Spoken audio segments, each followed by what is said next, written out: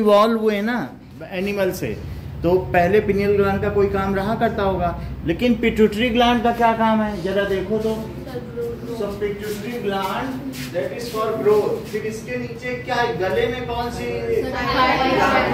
That is, इससे thyroxine निकलेगा, और थायरॉक्सिन हमारे अंदर कैल्शियम और फास्फोरस के लेवल को, कैल्शियम और फास्फोरस के लेवल को मेंटेन करेगा। क्या आप मुझे बता सकते हैं ये कौन सी ग्लैंड है? That is pancreas. ये कौन सी ग्लैंड है? पैंक्रियास। ये देखो ये बनी है, ये दैट इज पैंक्रियास, दिख रही है पैंक्रियास। तो इसका काम क्या है? इस ये दो काम करता है, एक तो हमारे फूड को डाइजेस्ट करता है, तो ये अदर देन ब्लड भी अपना सेक्रीशन करता है। फूड को डाइजेस्ट करने के लिए तो कुछ हार्मोन चाहिए, कुछ एंजाइम चाहिए, और साथ में ये हमारे ग्लूकोज को तोड़ता है। क्या आपने कभी भी इंसुलिन वर्ड सुना है? इंसुलिन का काम है ग्लूकोज को तोड़ना। और जो लोग डायबिटीज के पेशेंट होते हैं, ऐसा सुना है किसी को डायबिटीज हो गया है, तो डायबिटीज में शुगर टूटती नहीं उसके बॉडी में, उसका अगर तुम ब्लड निकालोगे तो चाशनी ज्यादा होगा, ब्लड कम होगा, तो अब इतना गाढ़ा खून हो जाएगा, हार्ट पंप नहीं कर पाएगा, आंखों से दिखाई। जब तुम्हारी बॉडी में बहने वाला ब्लड ही गाढ़ा हो गया है तो क्या बॉडी ठीक काम करेगी? तो इस तरीके से अगर तुम पेड़ों को तुम पानी की जगह चाशनी देने लग जाओ तो क्या पेड़ अच्छे उगेंगे? तो इसी तरह हमारे ब्लड ही तो सब चीज सप्लाई कर रहा है। तो पैंक्रियास में कौन सा हार्मोन निकालता है बताओ जरा, अभी बताया इंसुलिन। इंसुलिन का काम बताओ। ग्लूकोज को तोड़ता है नहीं। और अगर मान लीजिए ये ठीक तरीके से इंसुलिन न निकाले तो क्या होगा? हमारे ब्लड में क्या ग्लूकोज की जो परसेंटेज है बढ़ जाएगी कि कम हो जाएगी? तो क्या जो हमारा ब्लड है वो थिक हो जाएगा कि पतला रहेगा? और ऐसा होने पर ब्लड थिक हो जाएगा, किडनी खराब हो जाएगी, तो किडनी खराब होने से फिर यूरिन नहीं बनेगा। हार्ट गाढ़ा अगर होगा तो हार्ट पंप कर पाएगा, बहुत मेहनत है, और आंखों तक ठीक तरीके से जाएगी नहीं रोशनी। और क्या, जब ग्लूकोज टूटता है तभी हमें एनर्जी मिलती है, तो थोड़ा चलेंगे फिर थक जाएंगे। तो इसका मतलब है कि पैंक्रियास भी एक तरीके का एंडोक्राइन ग्लैंड है। और रैयान, ये कौन सा हार्मोन निकालता है? इंसुलिन क्या करता है? और अगर ग्लूकोज ब्रेक डाउन होगा तो उससे क्या होगा? हाँ, ग्लूकोज ही तो एनर्जी का साधन है। जैसे कहते हैं नहीं, ग्लूकॉन डी ये जान में जान डाल दे पीते ही, कहते हो कि नहीं कहते? तो ग्लूकोज से ही तो हमें एनर्जी मिलती है कि नहीं? सो पैंक्रियास क्या सेक्रेट करता है? उससे क्या होता है? और जिससे हमें एनर्जी मिलती है। तो अगर किसी को डायबिटीज हो गया है तो निखिल इसका क्या मतलब है? क्या? पैंक्रियास यहाँ पेट के नीचे, ये स्टमक है, स्टमक के ठीक पीछे इसे अग्नाशय भी कहते हैं। तो ये खराब हो गया पैंक्रियास, उसमें भी पैंक्रियास दिख रहा ही नहीं, जैसे टेढ़ा सा, वो खराब हो गया। और इससे क्या होगा? इसका मतलब है कि वो इंसुलिन प्रॉपर्ली सेक्रीट नहीं कर रहा है। 45 की एज के बाद जनरली पैंक्रियास का में इंसुलिन सेक्रीट करता है, इसलिए बूढ़े लोगों को तुम देखते हो ऐसे ऐसे करते रहते हैं। क्यों करते रहते हैं? जिससे कि उनका पैंक्रियास हेल्दी बना रहे। और नहीं तो कुछ लोग यहाँ इंजेक्शन भी लगाते हैं इंसुलिन का, कि इंसुलिन पैंक्रियास में चला जाए, फिर वहाँ से देखते नहीं हो खाने के लिए। तो इस तरीके से डायबिटिक पेशेंट को इंजेक्शन भी लगा। अच्छा, तो एक तो तुम्हें बता दी, बताओ हेड में कौन सी ग्लैंड है? पिट्यूटरी। यहाँ बोलो, थायराइड ग्लैंड। थायराइड ग्लैंड कौन सा हार्मोन निकालती है? थायरॉक्सिन क्या करता है? कैल्शियम और फास्फोरस। फास्फोरस को पी कहा गया 15 ग्रुप में, देखो 15 का सेकंड नंबर पी लिखा है कि नहीं? और कैल्शियम जरा देखो सेकंड ग्रुप का थर्ड Ca लिखा है। Ca किसका सिंबल है? कैल्शियम। जैसे कैल्शियम से चूने से पुताई भी होती है, कैल्शियम, और कैल्शियम की गोलियां भी खाई जाती हैं। तो जो थायरॉक्सिन हार्मोन है वो हमारे ब्लड में क्या करेगा? उसका काम क्या है? Calcium and phosphorus. और इतना भी ना याद रहे तो हमारी बॉडी में कार्बोहाइड्रेट है, कार्बोहाइड्रेट जैसे ग्लूकोज एनर्जी का साधन, प्रोटीन है और फैट, तीनों को डाइजेस्ट करता है। थायरॉक्सिन क्या करेगा? थायराइड से थायरॉक्सिन निकला, और वो हमारी पूरी बॉडी की बायोकेमिकल रिएक्शंस, अंदर बहुत सारी रिएक्शंस हो रही हैं, उसको बैलेंस करता है। उसको क्या करेगा? और कौन सी 3 चीजों को तोड़ेगा बताओ जरा? और फैट। फैट तो जानते हो, ऑयल। जैसे कभी हम लोगों के ये जो सुबेसियस ग्लैंड से, स्वेट ग्लैंड से निकलता है, उसमें ऑयल भी निकलता है कई बार। ऑयली स्किन नहीं हो जाती है, तो हमारे ऑयल को तोड़ेगा। प्रोटीन से पूरी बॉडी बनी है, और कार्बोहाइड्रेट से हमें एनर्जी मिलती है। सिर्फ अगर आप गेहूं खाते रहो तो बढ़ नहीं सकती है, आपको दाल भी खानी पड़ेगी। दाल से बढ़ाता है और गेहूं से दौड़ भाग है। बात समझ आई कि नहीं?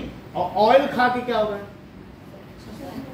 ऑयल खाने से अगर ये 24 डिग्री है, तब भी तुम्हारी बॉडी का टेम्परेचर 37 ही रहेगा, क्योंकि हम लोग की बॉडी का टेम्परेचर कांस्टेंट 37 है। हम लोग वार्म ब्लडेड, एक ही जैसा टेम्परेचर है जब से पैदा हुए, 37 ही है। अगर 38 हो गया तो अरे 102 डिग्री फ़ारेनहाइट है, इसको तो फीवर हो गया, इसकी पूरी बॉडी की सारी रिएक्शन ही खत्म हो गई। 1 डिग्री भी टेम्परेचर बढ़ जाए ना, पूरी बॉडी हड़ताल कर दे, कोई काम नहीं होगा। क्यों? इसका टेम्परेचर तो पहले कम करो, पैरासीटामोल खिलाओ इसको। तो हमारी बॉडी में फैट का क्या काम है? ऑयल हमारी बॉडी में इसके नीचे एक ऐसी एडिपोज सेल है जो इंसुलेशन का काम करती है। तुमने कभी इंसुलेटेड थर्मोफ्लास्क देखा है कि जिसमें चाय भर दो तो गर्म की गर्म रहे, और जो ठंडी चीज भी रख दो वो बाहर से टेम्परेचर एक्सचेंज नहीं करती? ऐसे हमारी बॉडी में इसके नीचे एक लेयर है, वो फैट की लेयर है। अरे मोटे आदमी को बर्फ पे लिटा दो, उसको मजे से लेटा रहेगा, क्योंकि उस पर इतना फैट है, उसको पता ही नहीं चलेगा बर्फ है कि क्या है, कुछ पता ही नहीं चलेगा। तो समझ में आया कि नहीं? जो पतला है उसे ठंडक भी लग सकती है, सब कुछ लग सकता है। तो फैट हमें क्या करता है बताओ? इंसुलेट करता है। फैट की जो लेयर यहाँ पे होगी वो क्या करेगी? एक्सटर्नल टेम्परेचर से हमारे टेम्परेचर को इंसुलेट रखेगी, और बॉडी के टेम्परेचर को कितने डिग्री पे मेंटेन करेगी? 37। बात समझ में आ गई? तो बताओ थायरॉक्सिन क्या करता है?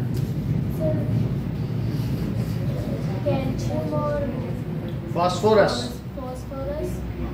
फास्फोरस कुछ नहीं है। फास्फोरस जो है, ये आप ये समझ लीजिए कि हमारी बॉडी में वो जो रेड कलर का आपको नहीं दिखाया था कई बार, वो जो माचिस की तीली में आगे लगा रहता है, वही तो फास्फोरस है। ये फास्फोरस, दिस इज माचिस की तीली में, ये दिखा भी चुके हैं आपको, रेड कलर का नहीं दिखाया? स्मेल करता है माचिस के तरीके से। तो इन दोनों को वो मेंटेन करता है। फिर क्या करता है देवव्रत, बोलो? थायरॉक्सिन क्या करता है? और एक चीज है तुम भूल रहे हो, कार्बोहाइड्रेट। कार्बोहाइड्रेट हमें क्या देता है? ग्लूकोज क्या है? प्रोटीन है, कार्बोहाइड्रेट है या फैट? Very good. और दाल से हमें क्या मिलती है? प्रोटीन। मैं प्रोटीन, मेरा घर है सोयाबीन, कहा जाता है कि नहीं? ये गाना सुना होगा।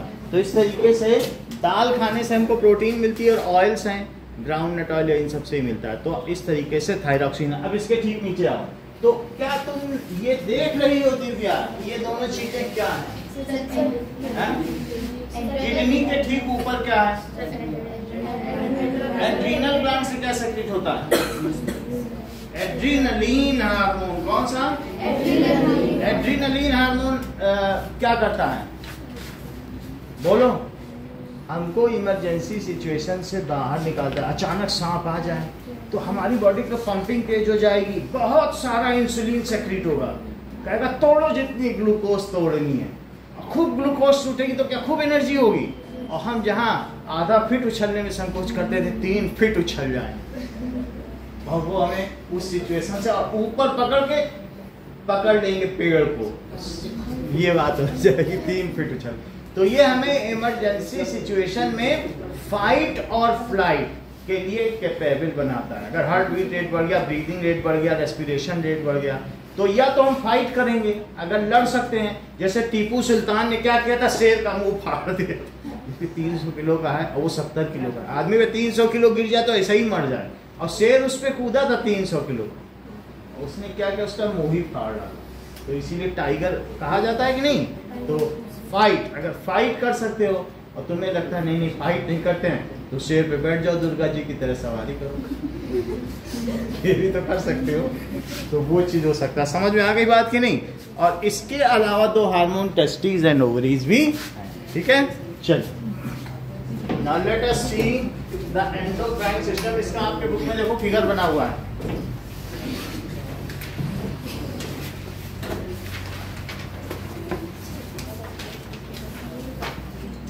Now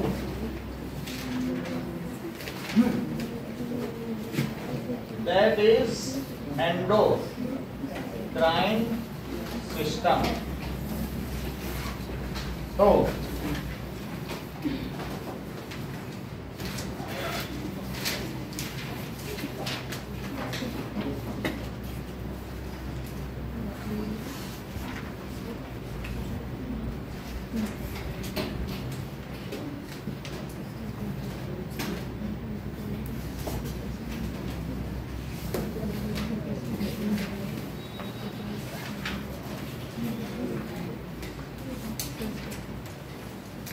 now there is one gland, that is pituitary gland.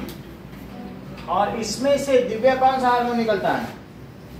Growth hormone. और इसमें ये मास्टर ग्लैंड भी है.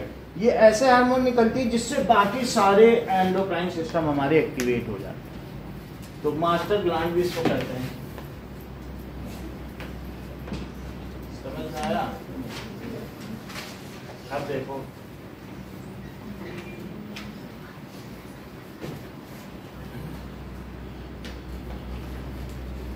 तो यहां पर पिट्यूटरी ग्लैंड है. फिर ये कौन सी है? That is thyroid gland. अच्छा, पैंक्रियास भी क्या आपके रूप में दी है? ये इस तरीके की ग्लैंड है. तो दैट इज पैंक्रियास. इसको भी आप लोग देख लें और पीछे भी बना लें. ये स्टमक है, दिखाई पड़ रहा है ऐसा इसके अंदर का. ये पैंक्रियास. This is pancreas. और उसके बगल में दो क्या है? किडनी. और किडनी के ऊपर ऐसा मुकुट जैसा क्या है? Adrenal gland. तो इसे लिखो pancreas. That is adrenal gland. ये है एड्रीनल ग्लैंड. Adrenal gland. और इसी तरीके से मेल और फीमेल दोनों का दिखाया गया है. एक ही में दो फिगर नहीं बनाए गए हैं. तो इस ये जो पाउचेज हैं इसके अंदर क्या है? That is testis. और जिस पाउचेज में रखा हुआ है उसको कहते हैं स्ट्रोटम. क्या कहेंगे? स्ट्रोटम. और फीमेल में क्या होगा? ये तो मेल में होगा, जो कि मेल में उनके बॉडी फीचर भी देगा और साथ ही साथ स्पर्म्स भी बनाएगा. और ये देखो कि इस तरीके से ये फनल ऑफ ओविडक्ट है. और उसी के बाहर में यहाँ पे ये क्या होगा? ओवरी है. ओवरी क्या करेगी? फीमेल के फीचर देगी और साथ में ओवम को भी रिलीज करेगी. तो इसको कहेंगे ovary. That is in female. कितने ही आपको पढ़ने वाले, वैसे 10 होते हैं, लेकिन चूंकि आपके में एंडोक्राइन सिस्टम अभी इंट्रोड्यूस हो रहा है तो आपको 1 2 3 4 5 6 ही पढ़ने. ठीक है? और आगे आपको पढ़ा जाएंगे. उसमें जैसे फीमेल फीमेल बता रहा था ना, वो सब अगले क्लास में. चलो, सो लेट अस सी एंडोक्राइन सिस्टम क्या करते हैं. That is pituitary gland. तो हमने आपको बताया था those glands which secrete their hormones. Hormone तो आपको मालूम है कि those chemical substance which are released in blood but they affect target organ. ऐसा हमने बताया था कि नहीं? are called hormones. और those glands which secrete their hormones in blood, जो ब्लड में मिल जाती हैं सीधे. ठीक है? comes under endocrine glands. comes under endocrine glands. अब these are कौन से endocrine glands हैं? पहला है पिट्यूटरी ग्लैंड. तो पिट्यूटरी ग्लैंड क्या है? इट इज present ये कहाँ पर पाई जाती है? इन हेड में पाई जाएगी, ठीक है। और हेड में है और जस्ट बिलो ब्रेन है। अगर हम देखें तो ये ब्रेन है और ब्रेन के ठीक नीचे क्या पाई जाएगी? समझ में आ गई बात? तो it is found in head और बिलो ब्रेन। जैसे कि हमने पहले भी आपको ये एंडोक्राइन सिस्टम का चार्ट दिखा दिया था, तो उसमें ये बात आप लोगों ने देख ली थी कि पिट्यूटरी ग्लैंड की सही पोजीशन देखो तो पता चल जाए।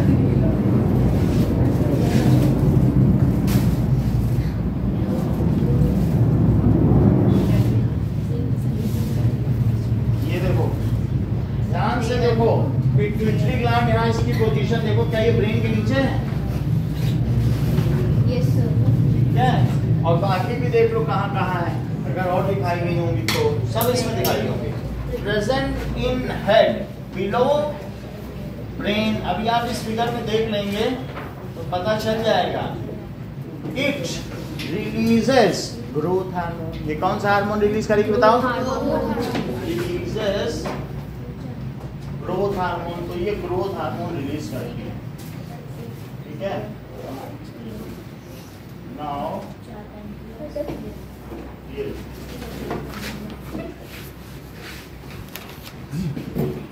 Growth hormone,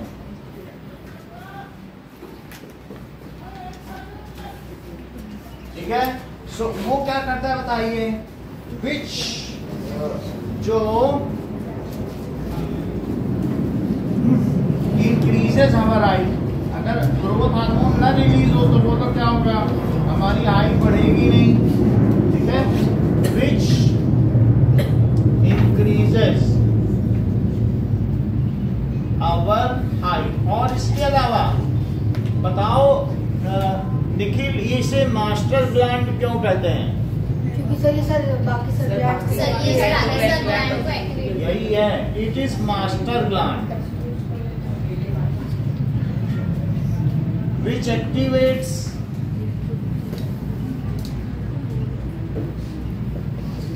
other glands. अब अगला लिखो, that is thyroid gland.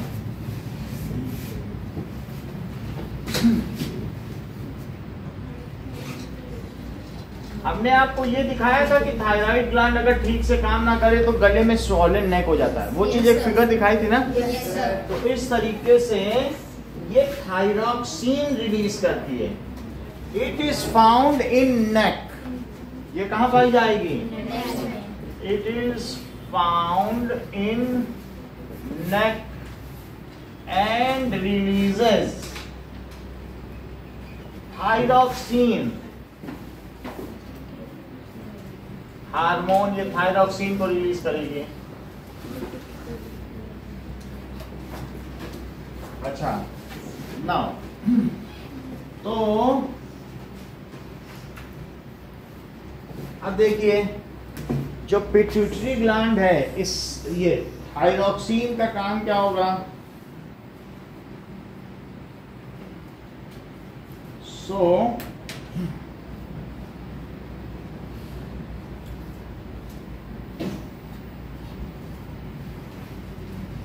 Function of thyroxine gland,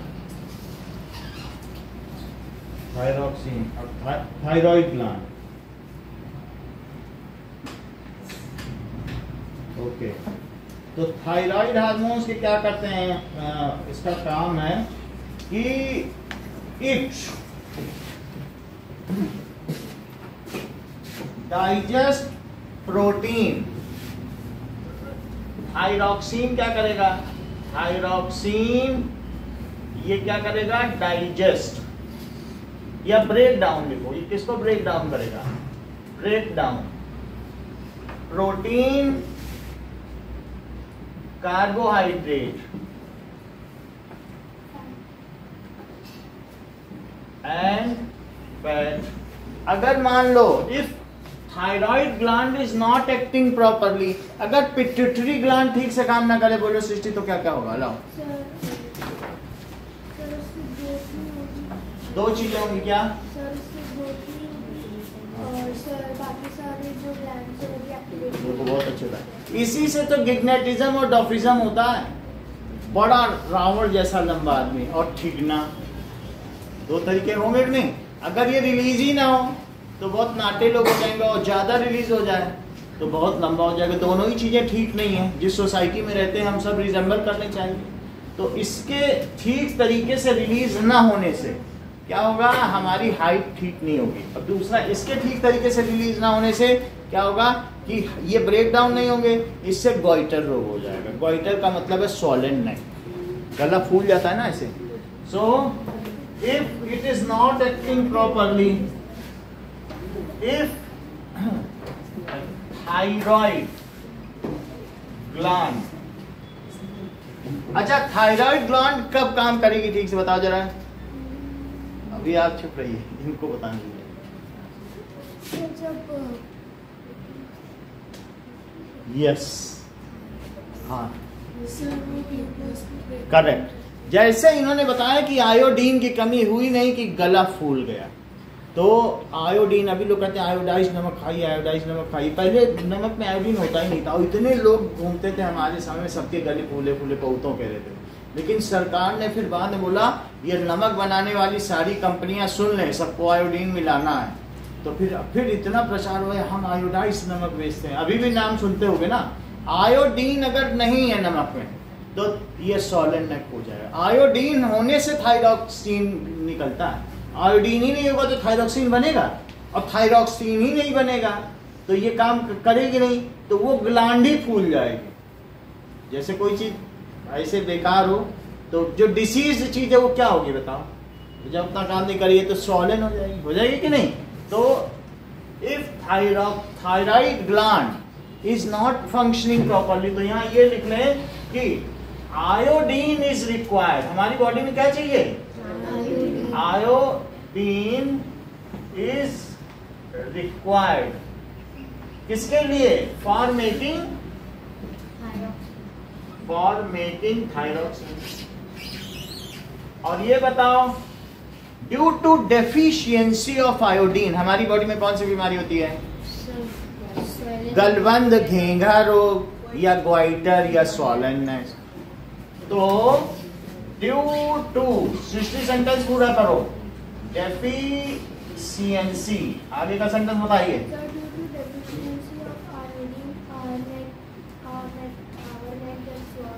Swollen, or it is called that is goiter due to deficiency of iodine। ठीक है, जो neck is swollen या swells up called goiter। तो ये बताइए मयंक, तो आपको क्या सलाह, आप लोगों को क्या सलाह देंगे कि गोइटर ना हो?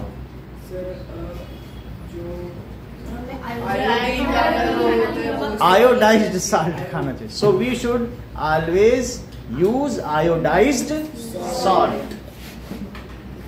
सो वी शुड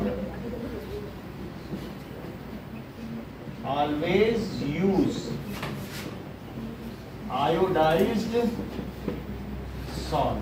वैसे अगर आयोडीन, जैसे गले में कभी खराश भी हो जाती है, कभी बहुत होता है कि अरे हमारे नेक में तो पेन हो रहा है या बोलने में तकलीफ हो रही है, तो ऐसी स्थिति हम लोग आयोडीन के गार्गल भी करते हैं।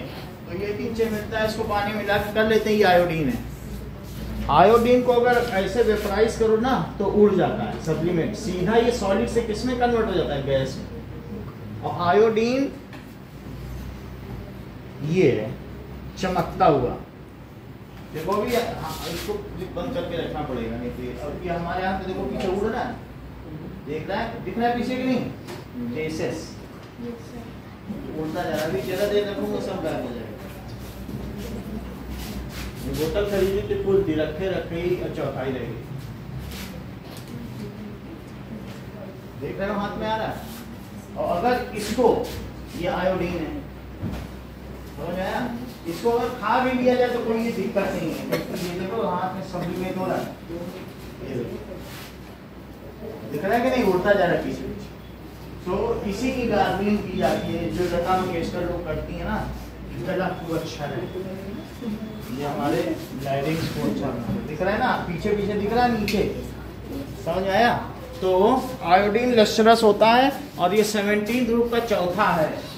फ्लोरीन, क्लोरीन, ब्रोमीन और आयोडीन चौथे नंबर पे आई लिखा है। ये एलिमेंट है, देखो पीछे ब्राउन ब्राउन नहीं उड़ गया उतना। तो अगर तुम कहोगे कि इसकी सर वेपर्स कैसी होती है, ये जो आयोडीन है तो इसकी पर्पल कलर की वेपर है, समझ में आई बात कि नहीं। अगर ये उड़ेगा तो इसका कैसा है पर्पल, तो ये चीज होनी चाहिए, यही नमक में मिलाई जाती है। सो दैट इज, ये देख लो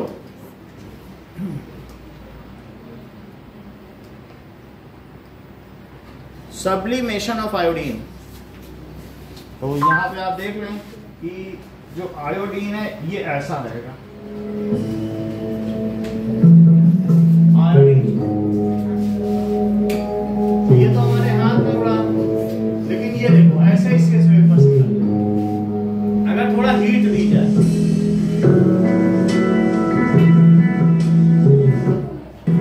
ये दिख रहा है कितना धुआं निकल रहा है, देखा। फिर से क्रिस्टल बन गया। चलो, तो इस तरीके से हमें आयोडाइज्ड सॉल्ट लेना चाहिए। हम आपसे ये पूछते हैं, सिर्फ मुझे पिट्यूटरी ग्लैंड के बारे में थोड़ा बता दो। It is present in brain. It releases growth hormone which help to increase our height. And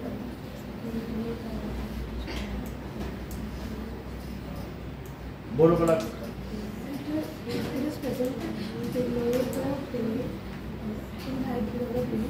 It releases growth hormones. It is master of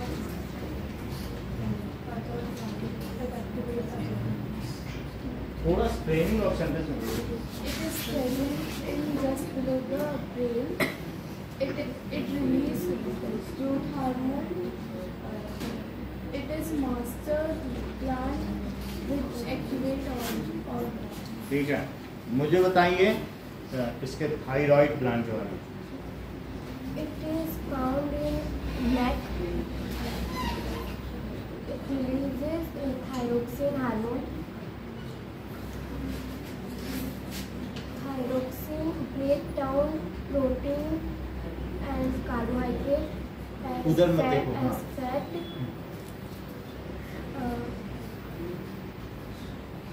Riya, It is found in neck. It releases thyroxine hormone. It is good digest fat, carbohydrate and protein.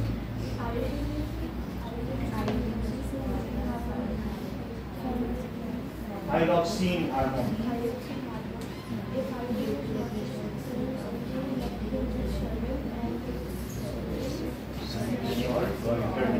क्या कहेंगे?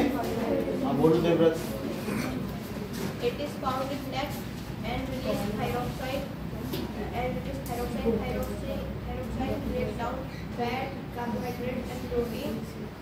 Iodine is required to form a thyroxine. Due to lack of efficiency of iodine, our neck is water which is called water. So we use iodized salt. So we should use iodized salt। तो इस मान लीजिए अगर ऐसा हो तो इसकी deficiency में क्या होगा कि जो हमारी गला है वो कैसा हो जाएगा, that is it swells up. और इस चीज को क्या कहेंगे, गोइटर। कंठमाल, कंठ की माला बनती। नाउ नेक्स्ट इज, देखो अब इसके बाद क्या कहा गया है, पैंक्रियाज आपके बुक में लिखा है, देखो बोल्ड लेटर में इंसुलिन लिखा है। तो पैंक्रियाज लिखा है कि नहीं। Pancreas is found behind stomach, किसके पीछे पाया गया, so this gland is found. Jasmita इसके बारे में और कुछ बताओ। Behind stomach. आगे बताओ, it releases, Sir, it releases insulin. It releases insulin. Insulin break down, Glucose. ठीक है, एंड विच रिलीजेस, जब ब्रेक डाउन हो जाएगा तो ग्लूकोज क्या करेगा, अगर The energy. हाँ, so insulin breaks down,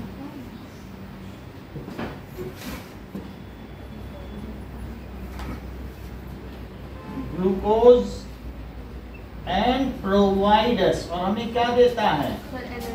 energy, ठीक है। If there is deficiency of insulin, तो हमें कौन सी बीमारी हो जाएगी, डायबिटीज, है ना, क्योंकि हमारा शुगर टूटेगा नहीं और ब्लड गाढ़ा हो जाएगा। अब ब्लड में अगर शुगर ज्यादा है, इसी को डायबिटीज कहते हैं। अगर कहते हैं तुम्हारे ब्लड में तो शुगर लेवल बढ़ गया, गाढ़ा गाढ़ा खून बह रहा है, उनको तो डायबिटीज। ऐसा जिसको डायबिटीज होगा वो यूरिनेट कहीं करेगा ना, उसमें चींटे लगने लगेंगे। सो इसका मतलब क्या है बताइए, ड्यू टू डेफिशिएंसी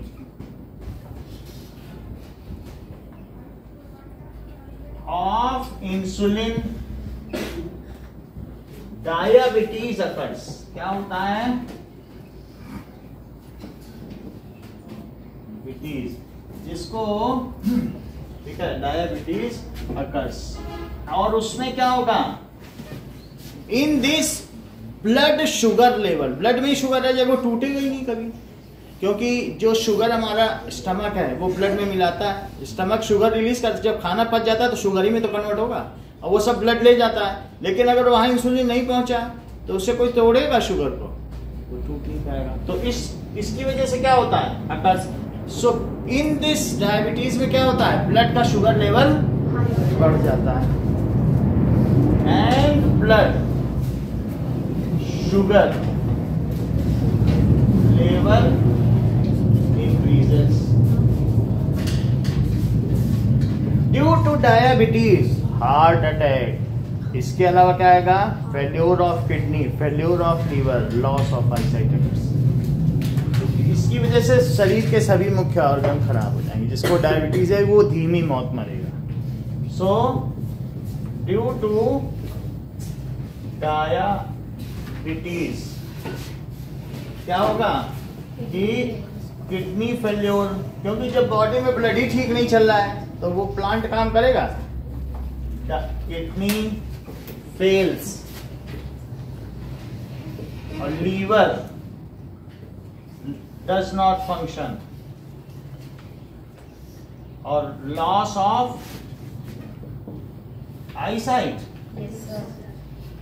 तो इसके लिए दिव्या हमें क्या करना चाहिए, डायबिटिक पर्सन टेक, जसमिता ही बता सकती हैं, हाँ सर इंसुलिन इंजेक्शन, है ना, तुम्हारे मुंह से इन्होंने शब्द छीन लिया, तुम बोलने वाली थी।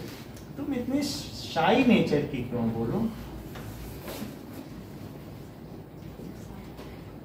पेशेंट यूज, अब कोई बात नहीं, इन्होंने मौका नहीं दिया तो मैं तुमसे पैंक्रियास के बारे में ही पूछ लेता हूँ, बताओ।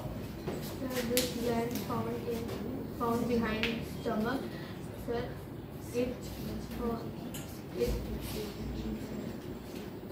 breaks down glucose and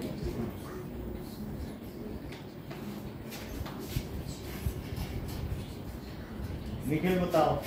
sir, it is found behind the stomach. It releases insulin. Insulin breaks down glucose in our body. If there is no insulin in our body, the sugar level in our body increases. Blood, in our blood. And diabetes can occur. Due to diabetes, kidney failure, weak eyesight, heart fail भी होगा, heart attack होगा। Heart attack मैंने लिखा नहीं, आप लिख लेना, heart attack, क्योंकि heart attack liver does not work. Function, ठीक है। तो इसकी वजह से क्या होता है, किडनी फेलियर होगा, और क्या होगा, हार्ट अटैक तो कॉमन है इसकी वजह से। क्योंकि हार्ट को बहुत मेहनत करनी पड़ती है। पतला खून होगा तो आराम से, तो इस तरीके से।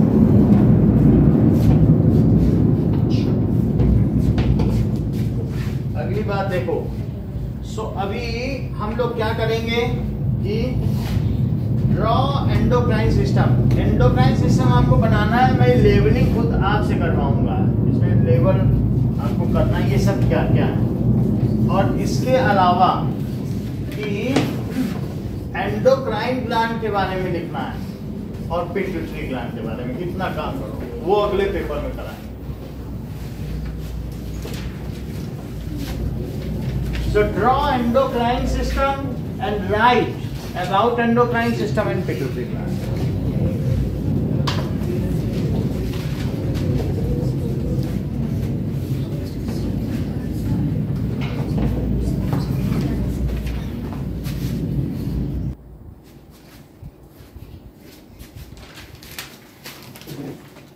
Now adrenaline gland.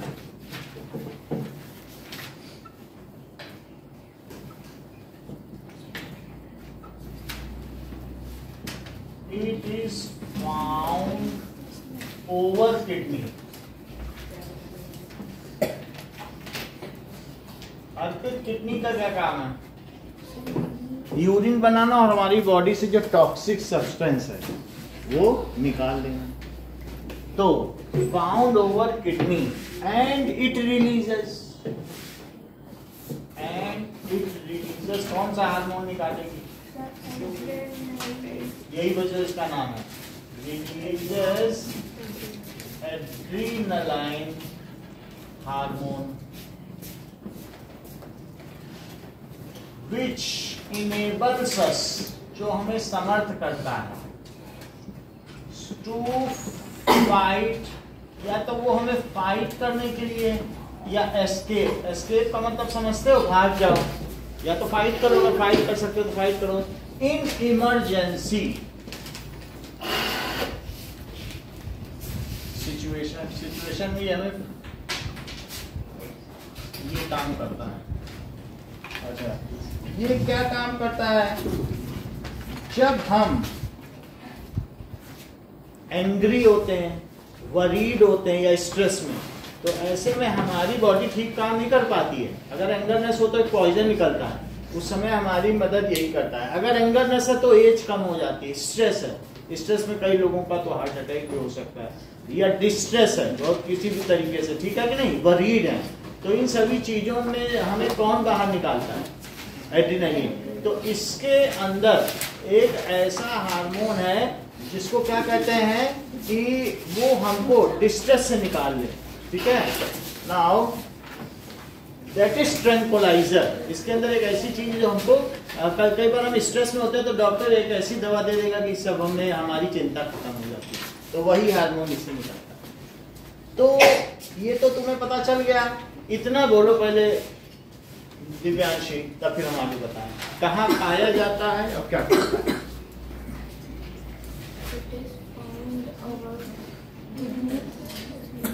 Over kidney.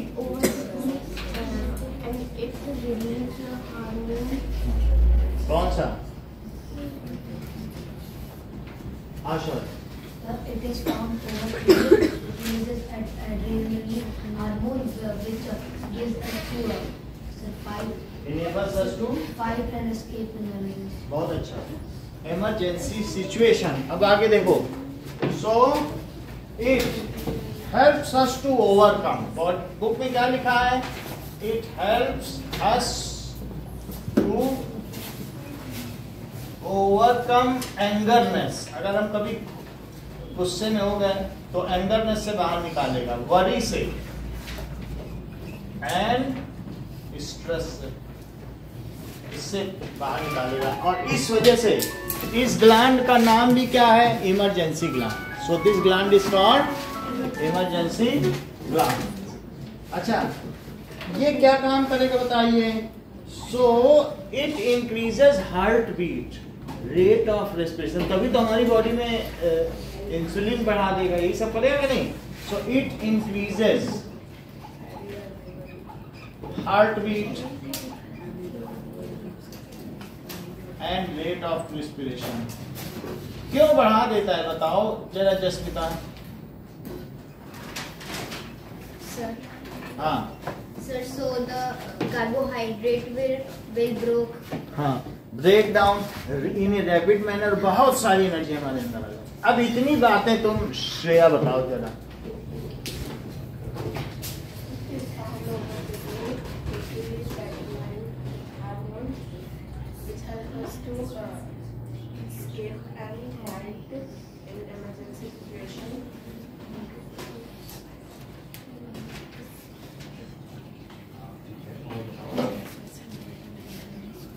और इट हमको मतलब क्या करता है, सेव्स अस फ्रॉम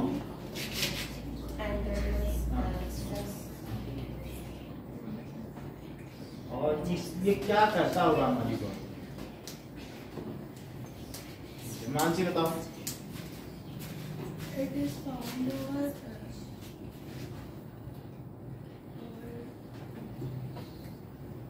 तुम तो कुछ भी नहीं बता रहे, जिम्मेदारी नहीं समझती हो अपनी, बोलो। It is found over the kidney and it releases adrenaline hormones which enable us to fight or skip उसमें उधर मत देखो, हाँ बोलो। emergency हाँ situation. It helps us to overcome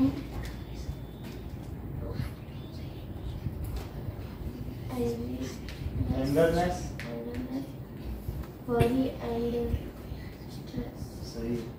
और ये क्या करता है हमारी बॉडी में, It releases the heartbeat ये and इंक्रीज करता है increase heartbeat and rate of respiration. Riya बिल्कुल एक सांस में बता दो सारा। If we study to the kidneys, it releases adrenal hormone. It helps us to fight or escape in emergency situation. It helps us to overcome in worry, awareness, and fear. It releases adrenaline and respiratory. Increase और adrenal, ये जो gland है ना, adrenal gland है, adrenaline इसमें से निकलता है। ये चीज हम लोगों ने एड्रीनल ग्लैंड, ये से, इसको ठीक करो जरा, ये तुमने बहुत अच्छा बताया। इस ग्लैंड का नाम क्या है, एड्रीनल ग्लैंड, और इससे निकलता है एड्रीनलिन। सब लोग इसे ठीक कर लो, बाकी जो आपने क्वेश्चन पेपर अभी दिया उसमें हम ठीक कर देंगे, ठीक है ना। अभी बोला एड्रीनल लिखना। चलो अब अगला देखो, नेक्स्ट ग्लैंड कौन सी है, ये तो हम लोगों ने देख लिया कि एड्रीनल है। अब दो आती हैं, that is testis and ovaries, इनके बारे में हम पहले भी पढ़ चुके हैं, ठीक है। सो नेक्स्ट इज, फिर भी थोड़ा बताना चाहिए, testis, it is found in male and ये प्रेजेंट ये बिलो पीनस इन लोअर एब्डोमेन, ये थोरासिक कैविटी है, ये थोरासिक कैविटी है। और ये कौन सी कैविटी है, एब्डोमिनल। और इन दोनों को कौन अलग कर रहा है, डायाफ्राम। इसको कौन अलग कर रहा है, ये तो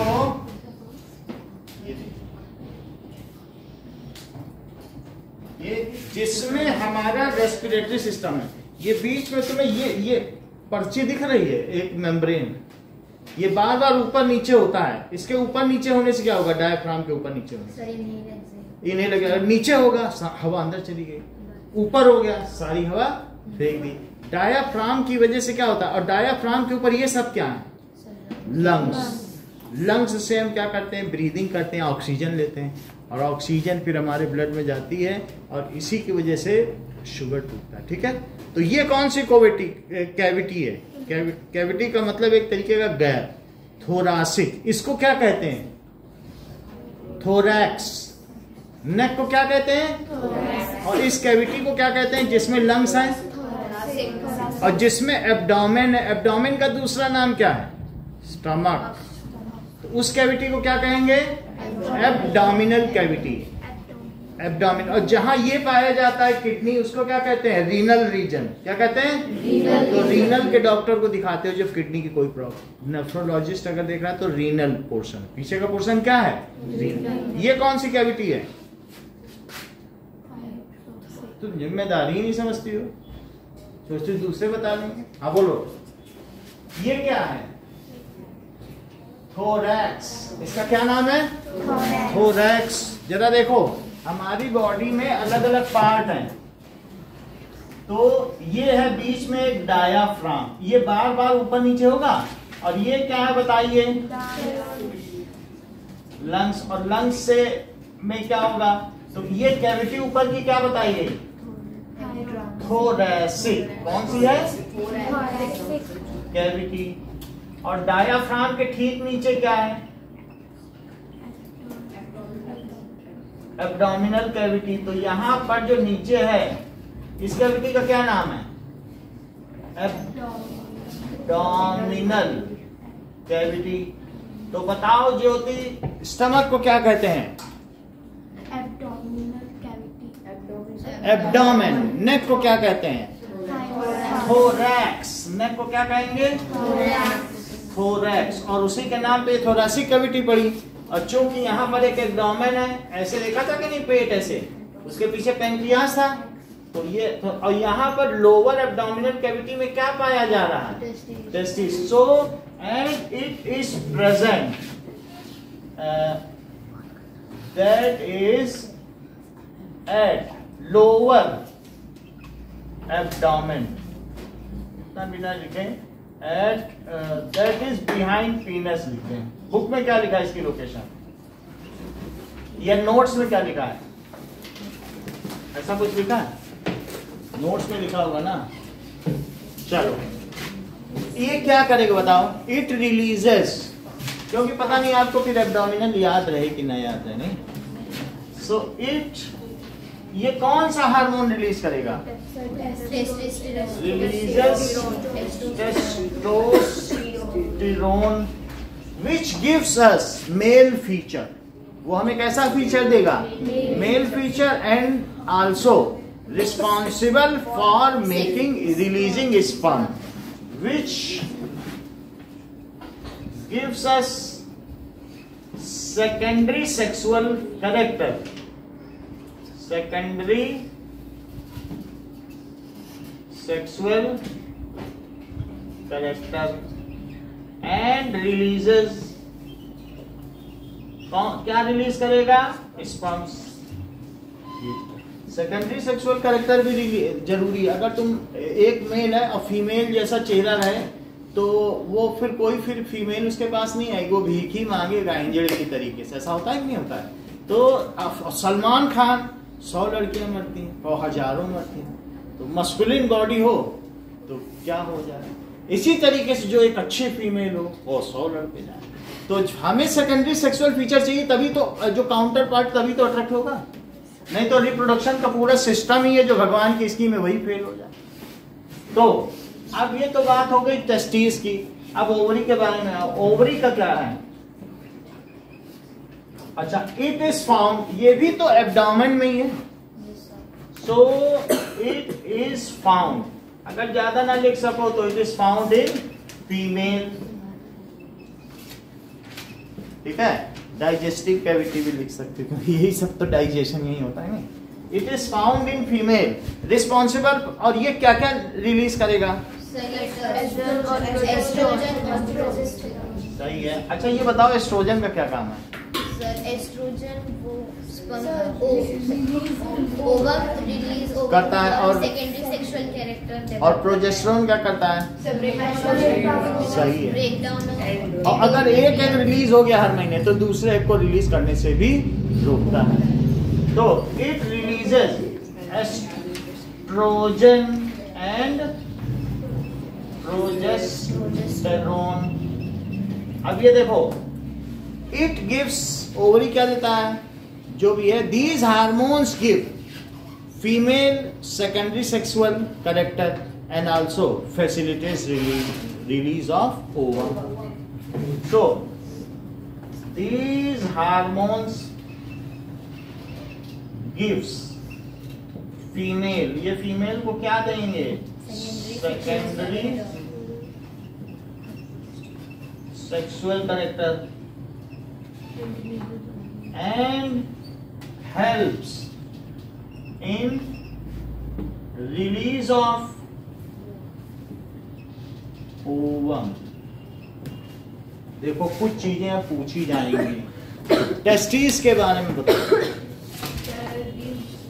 Behind the penis, it releases, it secretes testosterone hormone.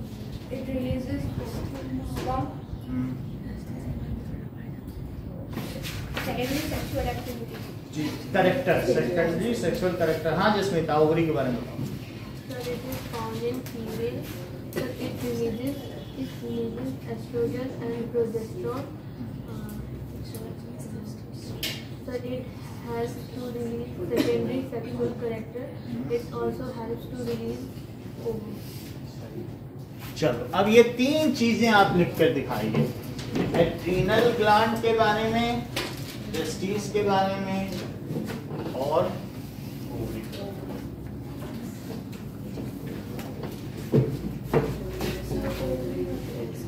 ठीक है।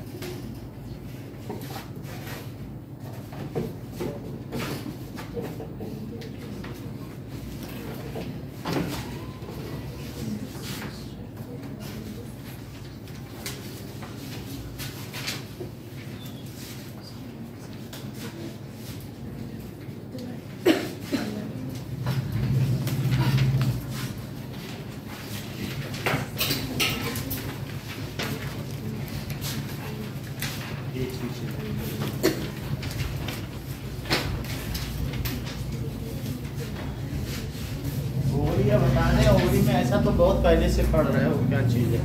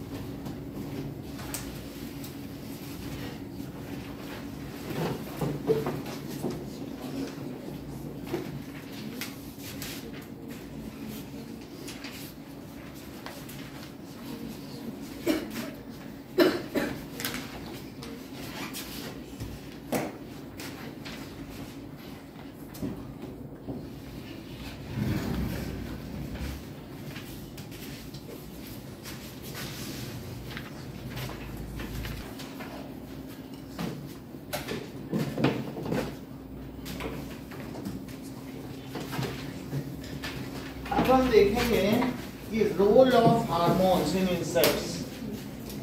Role of hormones in insects. तो इंसेक्ट्स में आपने रेशम का कीड़ा देखा, सिल्क मॉथ। तो सिल्क मॉथ क्या होता है? शुरू में प्यूपा होता है, तो प्यूपा हमने आपको दिखाया भी था, वहां पर रखा भी है नहीं, इस तरीके से रेशम का कीड़ा एक खोल सा होता है, फिर उससे धीरे धीरे तितली बन जाए, वो मतलब कैटरपिलर बन, उससे सिल्क मॉथ बन जाएगा। तो इसको कहते हैं मेटामॉर्फोसिस।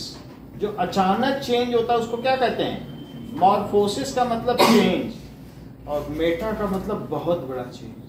तो कैसे वो कैटरपिलर से सिल्क मॉथ बन जाता है। और ऐसे ही तुमको मालूम है टैडपोल से मेढक बनता है। तो टैडपोल से मेढक बनाने में किस हार्मोन की भूमिका है? Iodine, thyroxine. और ये बताओ कि प्यूपा से सिल्क मॉथ बनाने में किसकी भूमिका है? थायरॉक्सिन। समझ आई बात कि नहीं? तो थायरॉक्सिन में ही तो आयोडीन होता है। थायरॉक्सिन मालूम है कि नहीं? तो यदि पानी में आयोडीन ना हो तो कभी भी टैडपोल से फ्रॉग नहीं बन पाएगा। ठीक है। और इसी तरीके से thyroxine gland is responsible for Metamorphosis. अचानक जो बदलाव हो जाता है ना, उसके लिए कौन रिस्पॉन्सिबल है? थायरॉक्सिन। तो यही चीज पूछी गई है। रोल ऑफ, तुम पलक से ही सब काम करा लो। चलो Okay, now let us write caterpillar. Caterpillar has a drastic change. Drastic change का मतलब समझते हो जस्मिता? बहुत ज्यादा बदलाव. Has कैसा change? Drastic change. जैसे तुम 20 साल बाद अपने गांव में जाओ तो वहां ड्रास्टिक चेंज हो जाएगा. जो खेत थे उसकी जगह मकान मिलेंगे. तो caterpillar passes through a drastic change and वो एडल्ट सिल्क मॉथ बना देता है कि नहीं? एंड फॉर्म्स, और क्या बनाएगा? सिल्क मॉथ, जिसको कि रेशम का कीड़ा कहेंगे. और इसी तरीके से जो टैडपोल है या लार्वा, जो इस तरीके से होगा कि नहीं, उसमें से ऐसे ऐसे आपने बनाया है कि नहीं टैडपोल. तो टैडपोल हैज ड्रास्टिक चेंज और अल्टीमेटली फॉर्म्स एडल्ट फ्रॉग. तो ये बताइए which hormone plays role in it? Thyroxine hormone. So thyroxine hormone, it is this change is called, हाँ ज्योति, इस चेंज को क्या कहेंगे? मेटामॉर्फोसिस. मेटामॉर्फोसिस, मॉर्फिज्म का मतलब चेंज. जैसे कि तुम में अचानक, जब तुम चिल्ड्रन थे और जब तुम एडल्ट बनोगे, अचानक बहुत चेंज आ जाएगा. तुम अपनी फोटो देखना, वो चेहरा भी मैच नहीं करेगा. लेकिन एक बार तुम एडल्ट बन गए तो एडल्ट के बाद तुम्हारे 20-30 साल तक ज्यादा चेंज नहीं है. एडल्ट फ्रॉग एक बार जैसा हो जाएगा, फिर क्या उसके शेप में ज्यादा चेंज आएगा? लेकिन ये जो एज है तुम्हारी टीन एज, एडोलेसेंस की एज में बहुत चेंज आता है. तो इस तरीके से चेंज, मेटा का मतलब मोर और मॉर्फोसिस का मतलब change, morphism change. So this is called, this is due to, ये किसकी वजह से होता है? Thyroxine hormone.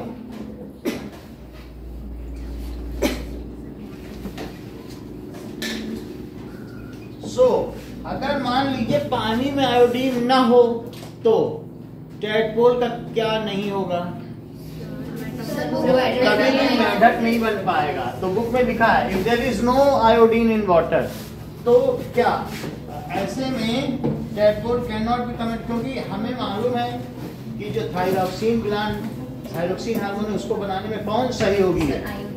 So if there is less or no iodine in water,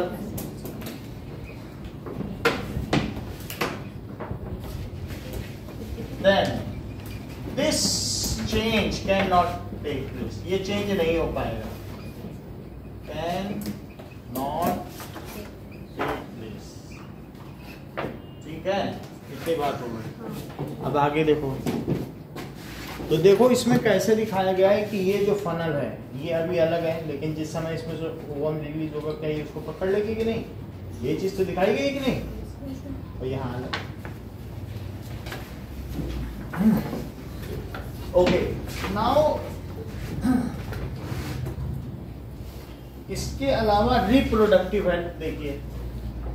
reproductive health,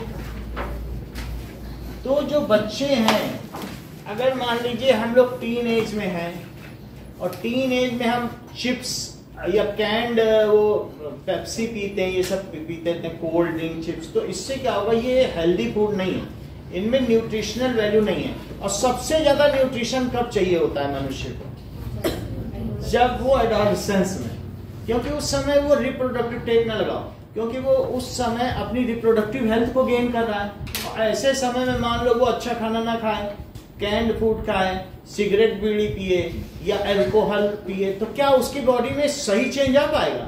या मैस्कुलिनिटी फेमिनिटी आ पाएगी? उसकी ओवरी भी कमजोर हो जाएगी, उसकी बॉडी, मैन है तो उसकी बॉडी सही नहीं दे पाएगी.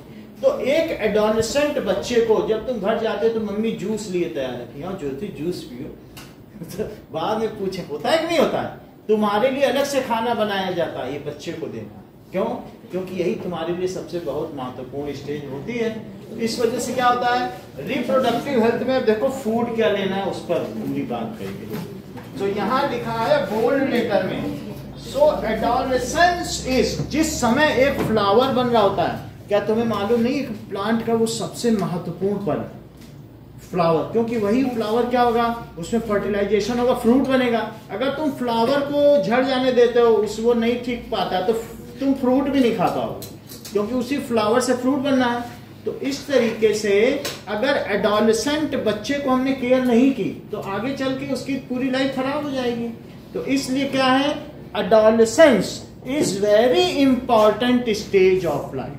जो हम लोगों की 13 ईयर से 19 ईयर्स की एज होगी वो सबसे महत्वपूर्ण, उस समय बच्चे को बहुत अच्छा खाना देना। सो एडोलेसेंस इज वेरी, सबसे ऊपर की लाइन यही लिखी कि सबसे महत्वपूर्ण स्टेज है। So it is to be carefully plan, is very important stage of life, and in this stage we should हमें सब कुछ चाहिए, बैलेंस डाइट चाहिए, टेक बैलेंस डाइट। हमें ग्रीन सब्जी भी खानी पड़ेगी, क्योंकि जो विटामिन है वो ग्रीन वेजिटेबल्स में ही है, वो तुम जूस और इन सब में नहीं पा सकते। जूस में कार्बोहाइड्रेट, शुगर, ये सब रहेगा, ग्लूकोज रहेगा। लेकिन जो तरह तरह की सब्जियां हैं उनमें ए बी में भी 12 तरीके के भी हैं, B1 B2 B3, तो वो सब पाए जाएंगे, C D E K, ये सारे विटामिन। और इनकी कमी से ही सारे रोग होते हैं। तो जो बच्चा हरी सब्जियां खूब खाएगा तो वो एक बहुत अच्छा है। और बाकी और प्रोटीन की भी जरूरत होती है, क्योंकि ग्रोइंग एज है। We should take balance diet, और हमें केमिकल फ्री आहार करना है, पैक्ड डाइट या जंक फूड नहीं खाना है। ये जो कई महीनों से बंद रखा है उसमें तो केमिकल डाल के बचाया जा सका होगा, कि उसमें क्या बचा है, और उसमें it is deficiency of nutrition, उसमें न्यूट्रिशन ज्यादा नहीं होगा, ठीक है कि नहीं।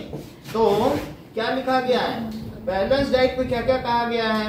सो जैसे which includes carbohydrates, fats, vitamins and proteins, किन 4 चीजों को उसमें होना चाहिए। बैलेंस डाइट किसे कहते हैं, कार्बोहाइड्रेट, फैट, प्रोटीन। अगर आप खीरा खाते हैं तो खीरे में क्या पाया जाएगा, खीरा है, मूली है, और जैसे ककड़ी खाएंगे तो क्या पाया जाएगा, सलाद। सलाद में क्या पाया जाएगा। अगर तुम 1 हफ्ते तक सलाद खाओगे रिया तो क्या होगा, जैसा कि रिया ने हम सबको बताया कि फिर हम मर जाएंगे, क्योंकि सलाद में न्यूट्रिशन होता ही नहीं। सलाद हमारी एलिमेंट्री कैनाल को सिर्फ साफ करता है। अब खीरा खाते हैं तो एक तरीके की क्लीनिंग ही वो करता है, और वो कभी उससे कुछ भी नहीं मिलेगा। खरगोश खा लेगा तो जिंदा रह जाएगा, लेकिन हमारी एलिमेंट्री कैनाल 9.6 मीटर की छोटी है, जबकि खरगोश की 70 मीटर की है, हमसे कितने 8 गुना लंबी। वो खीरा खा ले, घास खा ले, गाय कपड़ा खा ले, उसको रोज कपड़ा खिला, खूब दौड़ेगी, घूमेगी, कपड़ा खा ले, वो कपड़े को भी बचा लेगी, क्योंकि कपड़ा रुई से बनता है और कॉटन सेलुलोज। हम लोग सेलुलोज नहीं पचा सकते, तो इसलिए जो रफेज हम खाते हैं, खाने के साथ साथ रफेज भी क्यों चाहिए, क्योंकि एलिमेंट्री कैनाल की क्लीनिंग सिर्फ पानी से नहीं हो सकती, कुछ ऐसा मटेरियल भी होना चाहिए जो उसकी दीवारों को क्लीन करता रहे। तो सलाद इसीलिए बच्चे खाते हैं, तो सलाद होना चाहिए। कार्बोहाइड्रेट हमको एनर्जी देने के लिए, क्योंकि दौड़ना भी है, स्कूल में रनिंग भी है, सब कुछ है कि नहीं। और क्या चाहिए बताइए, फैट, क्योंकि ग्रोथ भी होनी है बॉडी में, तो फैट होना, फैट से ही तो चेहरा भरा भरा लगेगा। तो और इसके अलावा प्रोटीन ग्रोथ के लिए, कार्बोहाइड्रेट, विटामिन किसके लिए बताओ, सृष्टि इधर उधर देख रही हो, हाँ बोलिए। To protect us from disease and increase our immune system. सलाद किस लिए, क्लीन अवर फूड कैनाल, ठीक है, कीप इट इंटैक्ट, हेल्दी। अगर मान लो फूड कैनाल क्लीन रहेगी तो जो हमारा न्यूट्रिशन है तो वो क्या ब्लड एब्जॉर्ब कर पाएगा। ये देख लो, ये हमारी फूड कैनाल है, और फूड कैनाल के पीछे क्या है, ये छोटे छोटे यहाँ ब्लड कैपिलरीज है, यहाँ पे ब्लड कैपिलरीज है। तो अगर मान लीजिए कि ब्लड कैपिलरीज यहाँ है और वो वहां पर इसी के अंदर खाना जा रहा है, अब पीछे पीछे क्या जानी बताओ, ये क्या है, ब्लड। इनको खाना लेना है, और यहीं पे अगर बहुत मोटी एक थिक लेयर खाने की जमा है तो क्या इनको ये ठीक तरीके से अब्जॉर्ब कर पाएंगे खाने को? नहीं कर पाएंगे, क्योंकि ये अगर क्लीन कर दोगे तो जितना तुम खाओगे वो सारा वो क्या कर लेंगे, और नहीं तो न्यूट्रिशन मिल ही नहीं पाएगा, वो बेचारी तकती रह जाएंगे क्योंकि उनके आगे एक लेयर खड़ी है। तो सलाद का क्या इंपॉर्टेंस है? सलाद का यही इंपॉर्टेंस, समझ में आया? इसको क्लीन रखना। अच्छा, तो हमें क्या क्या फूड लेना चाहिए बताओ? बैलेंस डाइट इंक्लूड्स, देखो पढ़ो बुक में लिखा है, डाइट इंक्लूड्स कार्बोहाइड्रेट। आप देख लो सोमालिया और कांगो के बच्चों की पूरी रिब्स हड्डी दिखती है, बहुत पतले पतले होंगे, 15-15 साल के होंगे, और फूल से 4-4 बच्चों को उठा लो, इतने हल्के, क्योंकि उन्होंने जिंदगी भर कार्बोहाइड्रेट खाया है। प्रोटीन खाया ही नहीं तो कभी बड़े नहीं हो पाए। जो 20 साल का भी है वो इतना बड़ा दिख रहा है, प्रोटीन खाओगे नहीं तो बड़े कैसे हो गए? कार्बोहाइड्रेट खाते। गेहूं खाने से, अगर तुम गेहूं खिलाना शुरू कर दो बच्चे को, दलिया, वो उतना ही बड़ा रहेगा, पूरा वो उतना ही बड़ा रह जाएगा। प्रोटीन के बिना कोई बढ़ नहीं सकता है, तो इसलिए कार्बोहाइड्रेट होना चाहिए। कार्बोहाइड्रेट से एनर्जी मिलती है, और प्रोटीन से क्या होती है? ग्रोथ होती है। तो प्रोटीन भी होना चाहिए। प्रोटीन, तो प्रोटीन होता है दाल में, समझ में आई बात की नहीं? पल्सेस। और कार्बोहाइड्रेट किसमें है जस्मिता? रोटी, राइस, समझ आया? और कॉर्न, मक्का होता है। तो दैट इज व्हीट में, राइस में। अच्छा, प्रोटीन हो गया। फैट किस में होगा? ऑयल में, किसी भी ग्राउंड नट जो भी होगा, घी में भी हो सकता है, नहीं? अच्छा, इसके बाद विटामिन किस में होगा? सिट्रस फ्रूट्स में, और लीफी वेजिटेबल्स, ठीक है? That is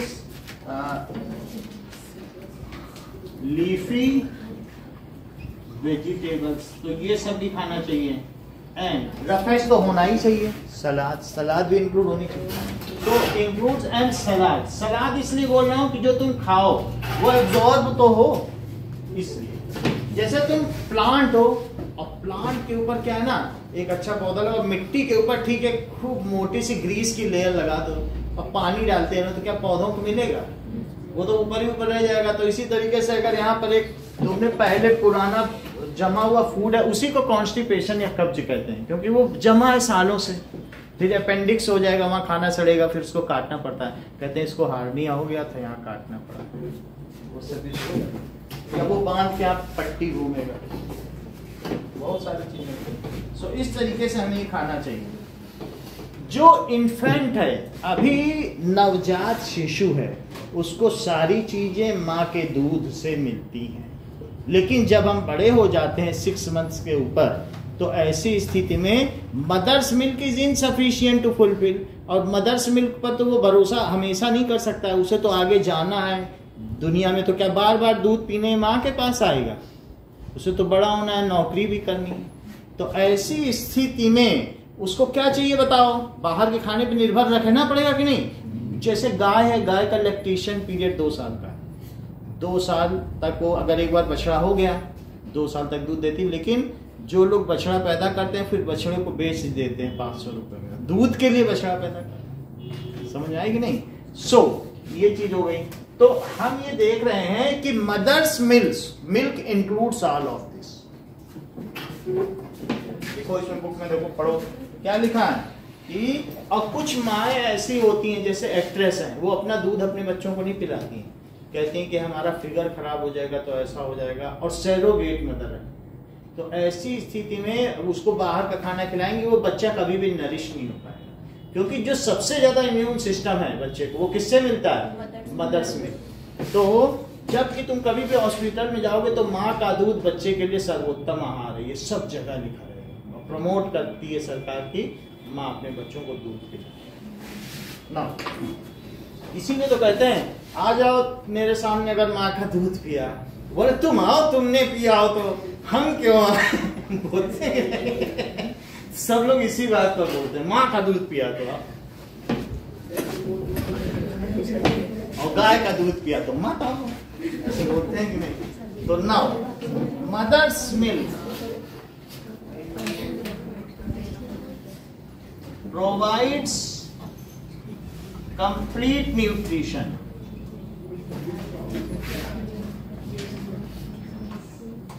to infant, infant का मतलब समझते हो, नवजात शिशु जो अभी अभी उत्पन्न हुआ है।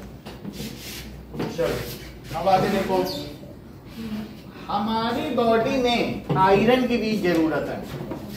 आयरन क्या करेगा, अगर हम आयरन खाएंगे तो हमारी बॉडी का हीमोग्लोबिन बढ़ता रहेगा। हीमोग्लोबिन में, रेड ब्लड सेल में हीमोग्लोबिन होता है, और हीमोग्लोबिन कौन बनाता है, आयरन। आयरन किस में पाया जाता है, पालक में, स्पिनच में। तुमने एक ऐसा कार्टून देखा, वो स्पिनच खाता था, फिर वो टॉपाई, और फिर वो काम करता था कि नहीं, पालक खाने को उसमें ताकत आ जाएगी। स्पिनच, और नहीं तो तुम खाना खाओगे तुम्हें पलटी हो जाएगी, भूख नहीं लगेगी खाना देख के। तो इसका मतलब है आयरन की कमी है, चेहरा पीला रहेगा, लाल नहीं रहेगा। और लाल है समझो क्या आयरन है। 13 का लेवल होना चाहिए, और खाना देखते ही मुंह से लाल टपकने लगेगा, क्या आयरन है इसमें।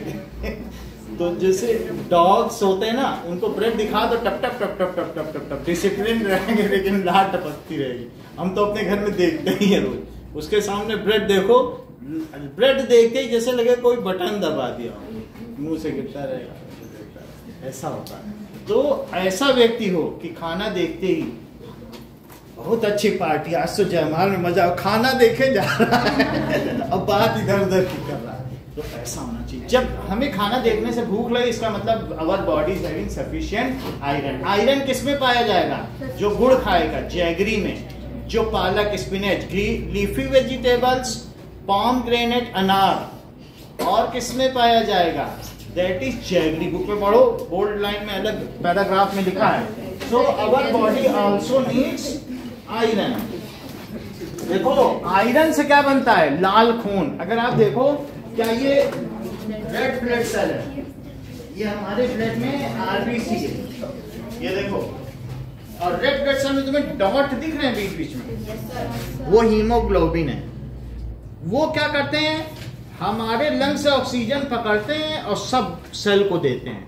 अगर हीमोग्लोबिन ही नहीं होगा, ये रेड रेड अंदर अंदर दिख रहा है कि नहीं, तो अगर वो ही नहीं होगा तो फिर क्या होगा, ऑक्सीजन को कैच ही नहीं कर पाएंगे, और ऑक्सीजन नहीं होगा तो फिर हमारा खाना टूट नहीं पाएगा, ग्लूकोज।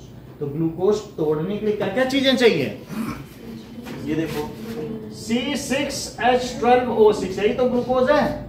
अगर इसे ऑक्सीजन मिले तो ये किसमें टूट जाता है, CO2 में और वाटर में। तो O2 भी चाहिए, तो ग्लूकोज, और ग्लूकोज हमने खाया और ऑक्सीजन की सांस ली, तो क्या दो चीजें बनी, CO2 बाहर निकाल दिया और H2O यूरिनेट कर दिया। और इस प्रोसेस को क्या कहा गया, रेस्पिरेशन, जैसा कि सृष्टि ने बताया। इस प्रोसेस को क्या कहा गया, रेस्पिरेशन। तो रेट ऑफ रेस्पिरेशन को किसने बढ़ाया, सृष्टि, बोलो। ये ठीक बताया, देखो बताया नहीं, एड्रेनलिन, तुम अब बता दिए तब तक। एड्रेनलिन नहीं तो रेट ऑफ रेस्पिरेशन को बढ़ाया था, उसके पास नोट्स हैं, तुम क्या बताओगे। ये समझ में आ गई बात की नहीं। तो रेट ऑफ रेस्पिरेशन को किसने बढ़ाया, हमने ग्लूकोज खाया, सांस ली, तो क्या दो बाई प्रोडक्ट बने, वेस्ट प्रोडक्ट, CO2 हमने ब्रीथ आउट कर दी, वाटर यूरिनेट कर दिया, ठीक है। अच्छा, iron builds up haemoglobin in red blood cells, वो किसमें पाया जाता है। अच्छा, आयरन जो हीमोग्लोबिन है वो क्या है, कैरियर ऑफ ऑक्सीजन, वही तो ऑक्सीजन को कैरी करेगा, एंड ये किसको डिस्पैच करेगा, to all cell and hands over. और फिर वो ऑक्सीजन क्या करेगा, पलक, वो तो जमा ही ले रही, वो क्या बताएंगे, तुम बताओ। पूछा क्या गया था,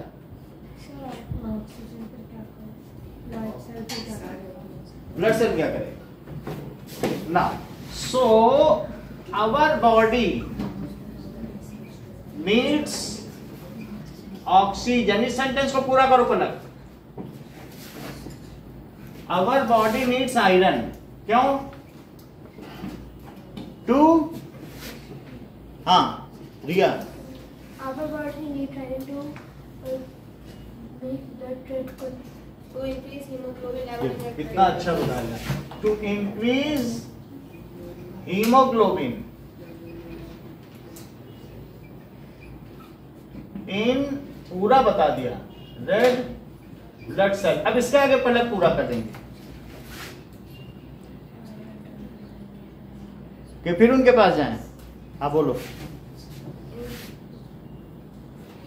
बोलो मयंक।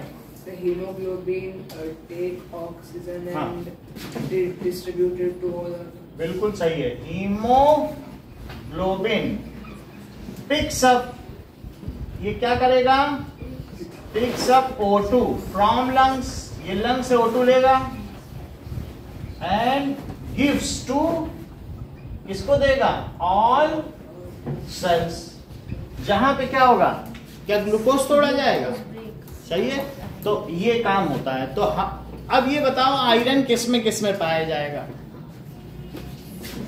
तो हमें क्या क्या खाना चाहिए? आयरन इज ग्रीन लीफी, और बोलो जैगरी यानी गुड़, citrus सिट्रस फ्रूट में तो नहीं पाया जाएगा।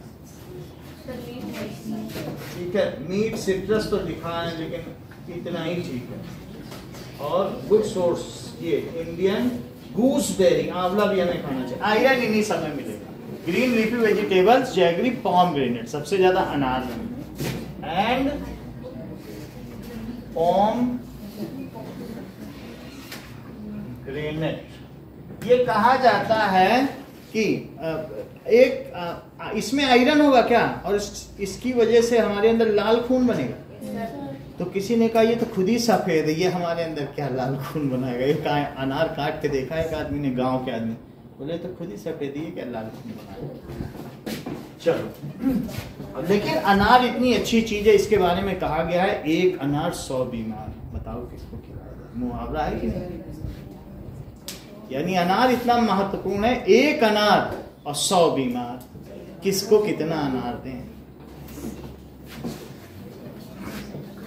अब जरा देखिए, chips and packed tinned snacks दो very tasty, but we should not take at the age of adolescence, क्योंकि ये हमारी बहुत महत्वपूर्ण एज है और इसमें डिसफंक्शन हो सकता है, हमारी ग्रोथ इनकम्प्लीट हो जा सकती है, हार्मोनल डिसबैलेंस हो सकता है, हमारी बॉडी का शेप भी बिगड़ सकता है। तो इसलिए हमें क्या नहीं खाना चाहिए ऐसी स्थिति में? चिप्स एंड पैक्ड जो फूड है, पैक्ड फूड या कैंड फूड, कैंड फूड जो भी है वो नहीं खाना चाहिए। कैंड या टिन्ड फूड। तो इस तरीके से ठीक है, डू नॉट गिव न्यूट्रिशन, ये हमें न्यूट्रिशन नहीं देते हैं।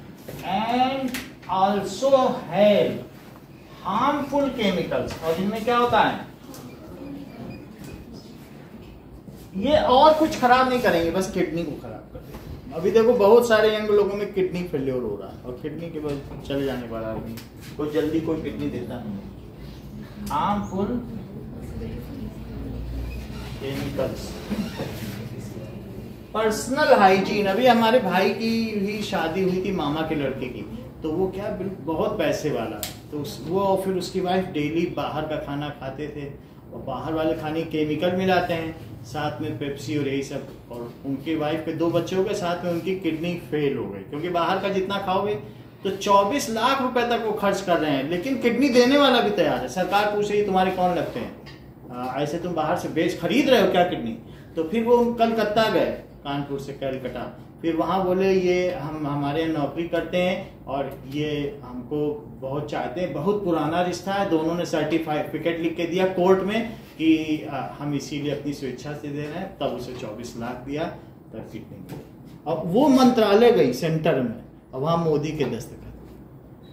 ऐसे आजकल किडनी भी कोई देने को तैयार है तो भी नहीं दे सकता, मंत्रालय जाएगी, वहाँ कई महीने घूमी, 6 महीने प्रोसेसिंग में लग गए, प्रोसेसिंग में इनका 2 लाख रुपए खर्च, और 6 महीने फिर वो वहाँ रहे कि कुछ भी स्थिति बदलती है तो दोनों फिर कुछ किया जा सके, डोनर को कोई जान का खतरा नहीं होना चाहिए। तो आप समझिए कितनी कीमती चीज है, और हमको मुफ्त में मिली है, तो हम सोचते हैं पियो, बाहर का खाना खाओ, लेकिन हम ये नहीं सोचते कितने। और जब आजकल की किडनी इतनी डेलिकेट है कि जरा सा इधर उधर का खाए नहीं कि किडनी खराब होती है। हमारे भाई की तो 90% खराब हो गई थी, तो मदर ने एक किडनी दी। वो भाभा एटॉमिक रिसर्च सेंटर, अब वो उबाल के पानी पीता है। शुरू में खाना खूब खाया इधर उधर का, अब जरा सी भी चीज होगी हाइजीन का पक्का ध्यान रखेगा, सब्जियों को गर्म पानी में पहले उबालेगा, हर चीज। अब मतलब वो उसका जरा सा, एक दिन उसे पानी के बताशे खा लिए थे बाहर, वो 3 महीने के लिए अस्पताल में मरते मरते बचा। हम भी यहाँ से गए थे छुट्टी लेके बच्चों। तो जिंदगी में उसने सोचा भैया गोलगप्पे नहीं, किडनी खराब हो गई तो क्या करेगा आदमी, जरा सी छींक आ गई, जुकाम आ गया, मर गया। किडनी खराब होने पे यही है। तो अरे वो उसने क्या ठंडा पानी पिया था तभी तो मरा। तो इसलिए तुम्हारे पास पैसा भी हो, कई बार तो पैसा भी नहीं होता है, 24-25 लाख किस परिवार वाले लगाएगा। अब पर्सनल हाइजीन, तो ये सब तुम देखो, तो खाना बहुत मजबूरी में ही बाहर का खाना है। और बाहर भी ऐसा नहीं है, टेस्टी फूड भी कैंड ना खाएं, जो रूटीन में बन रहे वो सब खाना ठीक है। क्यों? क्योंकि उसमें सोडियम बेंजोएट होगा, और सोडियम बेंजोएट ये डाला जाता है जो कि ये प्रिजर्वेटिव है, ये सबसे ज्यादा हमारी किडनी को खराब करता है। ये तुम्हें अगर घर में प्यूरी बनानी है, जैम बनाना है, जेली बनानी है, यही आनंद मेडिकल स्टोर में नीचे मिलता है। 10 रुपए का पैकेट खरीदो, सॉस बनाओ, जेली बनाओ, ये सबसे खतरनाक केमिकल। अगर ये तुमने डाल दिया फिर खुले में रख दो खाना, मजाल है 10 दिन खराब हो जाए। तो इसको खाने से जब कीड़ा मर जा रहा है तो आदमी का क्या है बताओ। जो कीड़ा खाएगा वही मर जाएगा। नाउ ओके, इसके अलावा हम लोग देखें कि हमें ग्रेन्स भी खाने चाहिए, ग्रेन्स भी खाने चाहिए। और ग्रेन्स में भी कुछ लोग क्या होते हैं ना, एक होता है कि ऐसी रोटी जो बाजरे की रोटी होती है, एक होता है और फाइन मैदा खा लो, चोकर भी होता है, नहीं छानते चोकर भी हटा दिया, तो ऐसे में वो चिपक जाता है हमारी हाथों में, और फिर इस पे क्या होगा, एक लेयर जम जाएगी। और जो राजस्थानी लोग हैं बहुत अच्छे हैं, बाजरे की खिचड़ी खाते हैं, बाजरे की रोटी, तो उसमें रफेज बहुत ज्यादा है। और अभी भी जो G20 का सम्मेलन हुआ था भारत में थोड़े दिनों पहले, उन सबको मिलेट्स खिलाए गए, बाजरा, ज्वार, रागी। वाह ये क्या खाना है। और सबसे सस्ता फूड, जहां गेहूं 45 रुपए किलो है, रागी 5 रुपए किलो है, गाय भी खाना पसंद नहीं करती, उसकी रोटी खिलाई। तो देखो यहाँ लिखा है कि ग्रेन्स खाना चाहिए, और रामदेव भी हैं, वो 5 ग्रेन्स की मिला के आटा बनाते हैं। आजकल ये फैशन हो गया, अमीर लोग यही खाते हैं, अमीर लोग सस्ता फूड खा रहे हैं और गरीब लोग महंगे के चक्कर में जा रहे हैं। तुम देखो ये जो भी है ना, मुकेश अंबानी, ये सब है, उनके मिलेट सिखाया जाता है। अब देखिए अगली बात है पर्सनल हाइजीन।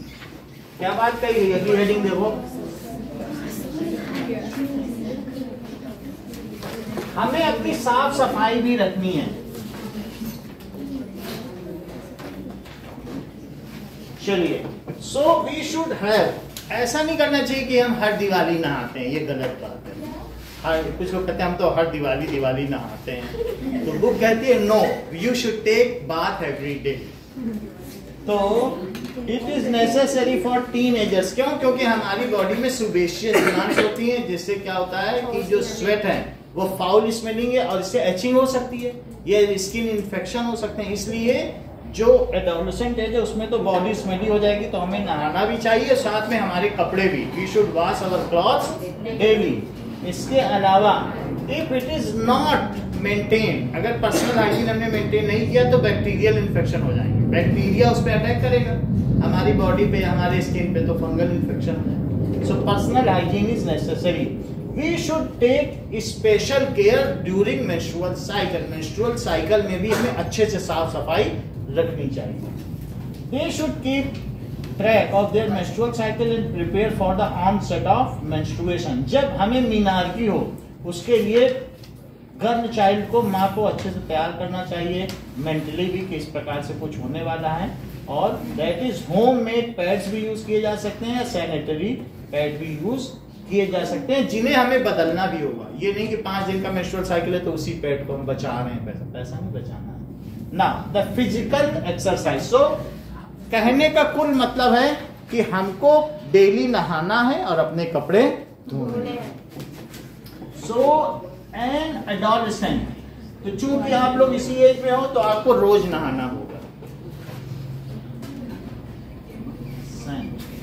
एज टू, और कुछ ऐसे भी होते हैं डिटॉल बार, ये नहीं कि खुशबू वाले साबुन से, जो डिटॉल हो या नींबू वाला साबुन उससे। As to take bath every day and wash cloth every day. इतनी बात है बस। अगला देखो, फिजिकल एक्सरसाइज। क्या एडोलेसेंट एज में हमको किसी भी प्रकार का व्यायाम करना होगा कि घर में बैठकर मोबाइल चलाना होगा? ये चीज पूछी गई है। But that is operating A mobile is not a physical exercise. कि हम उसमें एक्सरसाइज देख रहे हैं, जैसे मम्मी ने कहा एक्सरसाइज करो तो मम्मी मैं देख रही हूँ, ऐसे देखना नहीं है। That is it saves us from bacterial infection. ठीक है, और ये भी कहा है कि 4 to 5 आवर्स में सैनिटरी नैपकिन या पैड हमें बदल लेना चाहिए during menstrual flow. Physical exercise.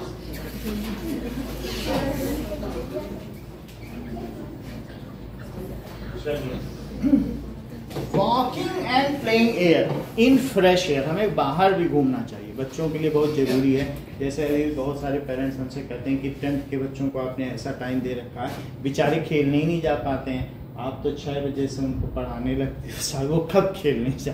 तो वो बात सही है उनकी। तो उसके लिए हम आधे साल 9th के बच्चों को, फिर आधे साल 10th के बच्चों को अलग कर देते हैं, फिर अल्टरनेट कर देते हैं। अब इसके बाद फिर क्या शुरू में ऐसा करते हैं, क्योंकि सबके लिए ये ग्रोथ पीरियड है, तो ग्रोथ तो होनी चाहिए।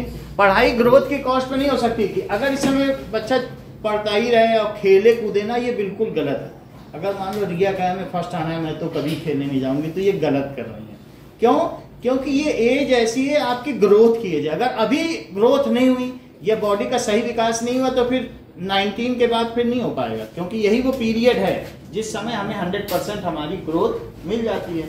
तो हमें खेलने भी जाना होगा, रनिंग वॉकिंग जो भी है। तो क्या लिखा है कुछ बताओ कि वॉकिंग,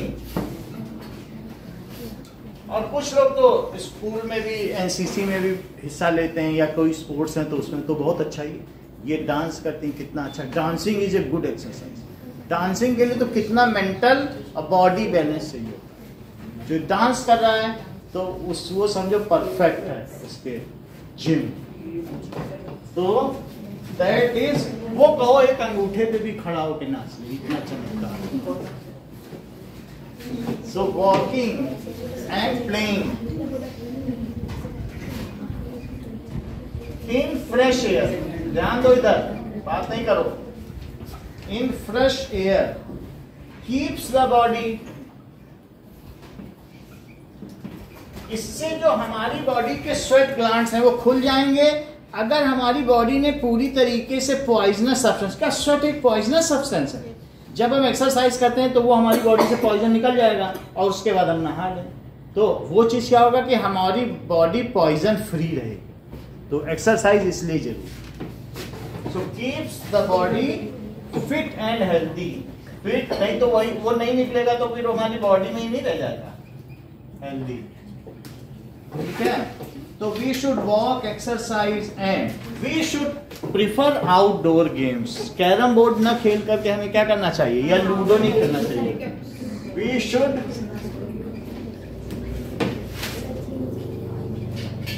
आउट। ऐसा भी कुछ लोग कहते हैं कि मम्मी हम तो लूडो खेलना, बीच बीच में नाच ये सब बहानेबाजी नहीं चलेगी। बाहर खेलो नहीं, मम्मी हम डांस करते हैं अपनी चाल के बारे में। नाउ कई तरीके के टैबूज भी दिए गए हैं और मिथ, कई तरीके की भ्रांतियां हैं, और उनमें से क्या फैक्ट नहीं है। जरा देखो, a girl become pregnant if she looks as boys, अगर मेंस्ट्रुएशन को किसी लड़के को देख ले तो प्रेग्नेंट हो जाए, कुछ लोग ऐसा हो सकता है, नहीं ऐसा लिखा है बुक में, बट ये एक प्रकार की भ्रांति है। The mother is responsible for sex of child, अगर लड़की पैदा हुई तो माँ का दोष है। अभी आपको पढ़ा दिया गया था कि ये father, it is father which determines the gender, तो ये बिल्कुल गलत है। और इससे तो सदियों से हमारे यहाँ लड़कियों को कई बार तलाक भी दे दिया गया कि इसमें तो फिर लोग कहते हैं पिता अशिक्षित, इसे मालूम ही नहीं कि क्या है। A girl should not be allowed to work in kitchen during menstruation, तो ये भी गलत। अगर हाइजीन प्रॉपरली मेंटेन किया जाए तो मेंस्ट्रुएशन में भी काम किया जा सकता है ना। तो ये सारी चीजें हैं, ताकि इसके जो क्वेश्चन है, और ड्रग्स तो हमें लेने ही नहीं चाहिए कि नशेदार वस्तुएं, मादक वस्तुएं की थोड़ा तंबाकू रख लिया और चबा के बात करना, ऐसा नहीं करना। आपको टोबैको नहीं लेना है, ड्रग्स नहीं लेना है, या एक ड्रिंक ले लिया जाते जाते, वो सब नहीं। सो हमें क्योंकि ये एज हमारे ग्रोथ की है, so we should not do this. अब हम इसकी एक्सरसाइज करेंगे। चलो।